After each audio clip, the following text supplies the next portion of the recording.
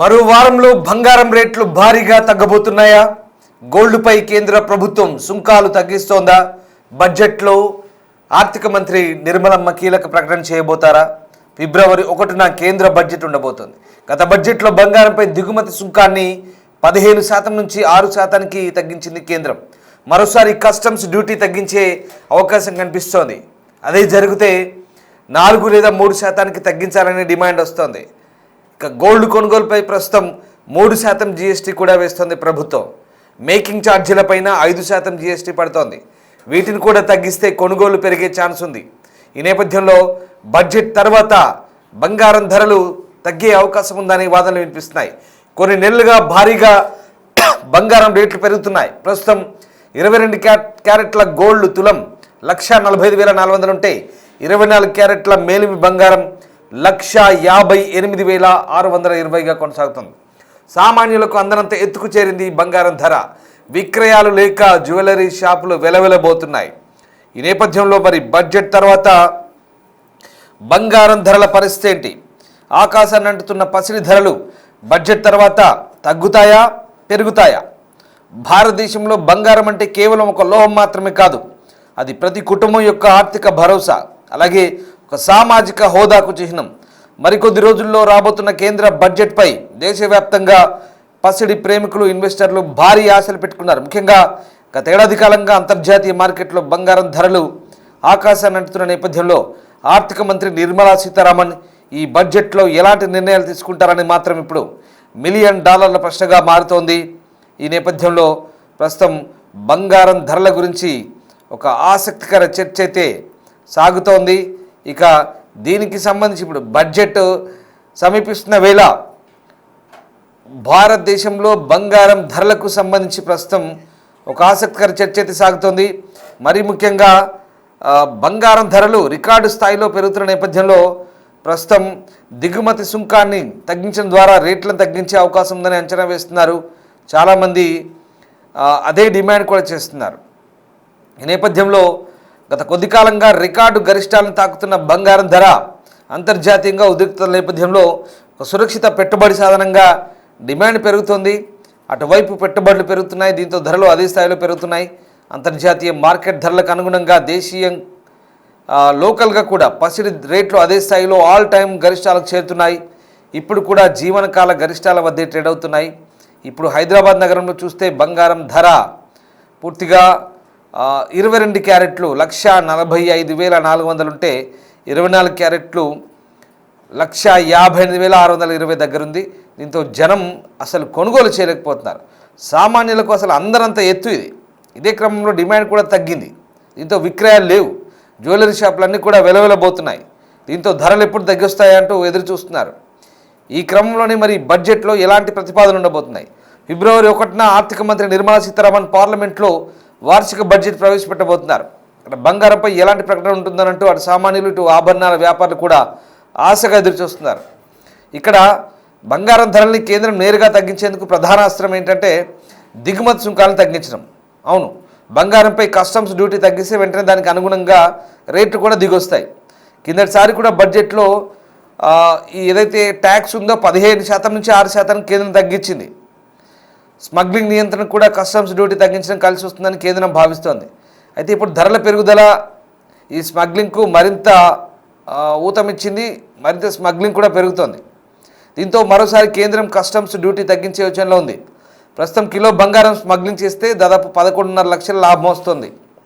ఇది ఎక్స్పర్ట్ చెప్తున్నారు. వాళ్ళని పట్టుకున్న తర్వాత ఎందుకు ఇలా జరుగుతుంది, స్మగ్లింగ్ ఎందుకు చేస్తున్నారంటే వీళ్ళకి ఇంత లాభం వస్తుందని చెప్తున్నారు కస్టమ్స్ అధికారులు.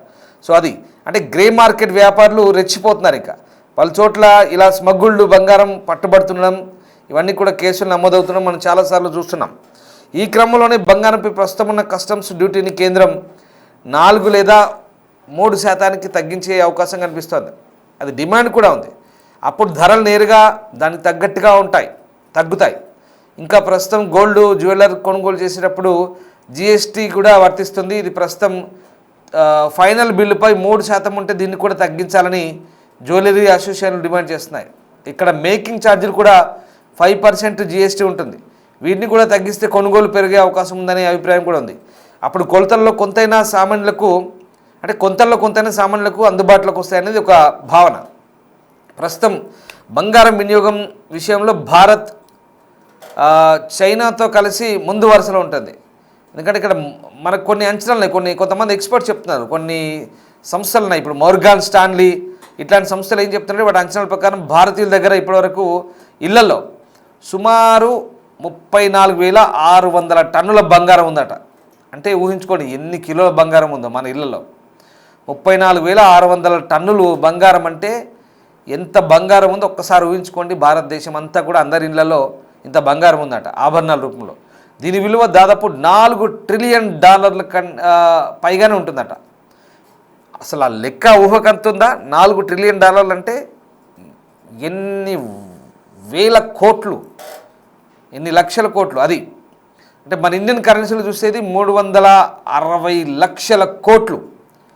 ఎంత భారీ అమౌంట్ ఒకసారి చూడండి, కళ్ళు చెదిరే అమౌంట్ అది. 360 లక్షల కోట్లు అంటే మన భారతీయుల ఇళ్లల్లో, మనందరి ఇళ్లల్లో, అన్ని రాష్ట్రాల్లో కలిపి 360 లక్షల కోట్ల బంగారం ఉందన్నమాట. సో అంటే దాదాపు భారత జీడిపితో సమానంగా ఉంది ఇదంతా కూడా. So America, Germany, Italy, France, Russia, China కేంద్ర బ్యాంకులన్నిటి దగ్గర ఉన్న మొత్తం బంగారం నిల్వ కంటే కూడా ఇది ఎక్కువ.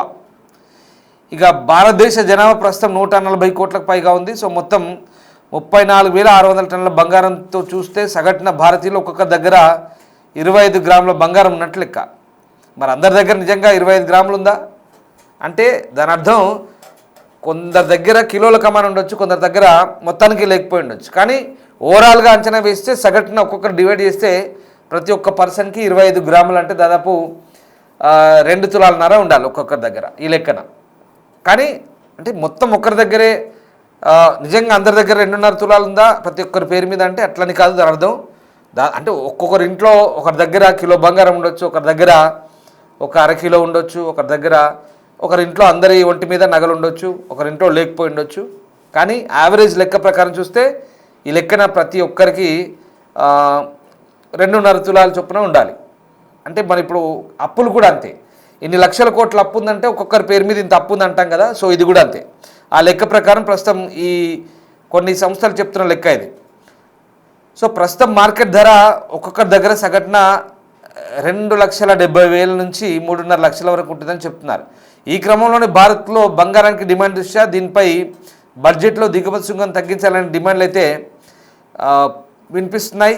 సో ఈ నేపథ్యంలో ఇంకా ధరలు భారీ స్థాయిలో పెరగడం వల్ల ఏడాది బంగారం విక్రయాలు దాదాపుగా 20% వరకు తగ్గే ఛాన్స్ ఉన్న నేపథ్యంలో ఇక్కడ సుంకం తగ్గించినా అది కొంతవరకు తాత్కాలిక ఉపశమనం మాత్రమే కలగబోతోంది.